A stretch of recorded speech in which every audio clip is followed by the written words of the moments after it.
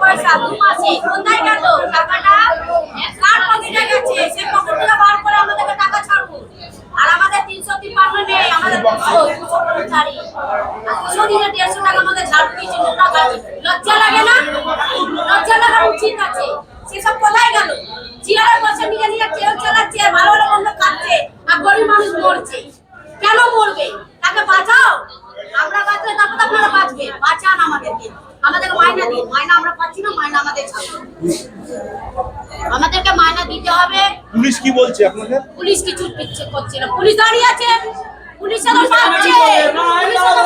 Police কি করবে? হ্যাঁ, পুলিশ কি করবে? যে কেউ ইচ্ছা করে যদি না চেকে সই করে, পুলিশ কি করবে? পুলিশরা কি করবে?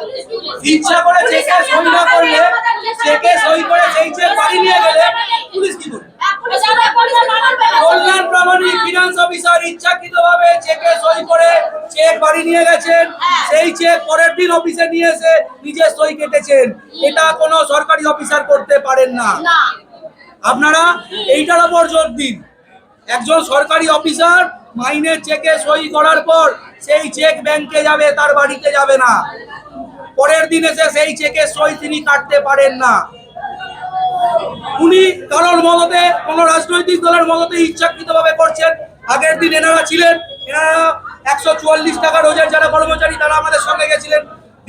দীর্ঘদিন ধরে ওনার সঙ্গে বসা হয়েছে। উনি লাস্ট দিন শনিবার দিন বলেছেন আমি সই করবো না, দেবো না। তোমরা যেখানে ইচ্ছা যাও, যা করার করে না।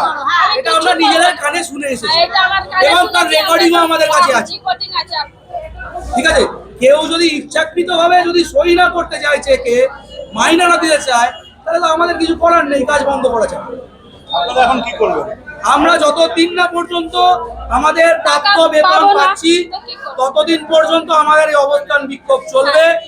মিউনিসিপ্যালিটির কন্ট্রাকচুয়াল স্টাফ এবং 144 টাকা রোজের মজদুর যারা আছে তারাও এর সঙ্গে আছে, এবং আমাদের আন্দোলনের সঙ্গে যারা পার্মানেন্ট স্টাফ, তারাও পার্মানেন্ট স্টাফের প্রায় 70% আমাদের সঙ্গে আছে। তারা আমাদের সাথ দিয়েছে, তারাও কাজ করবে না বলে আজকে থেকে পেন ডাউন। আপনার নাম? অর্ক ঘোষ। আপনি কোন স্টাফ? আমি ভারতান ডেকে মিউনিসিপ্যালিটি কন্ট্রাকচুয়াল স্টাফ।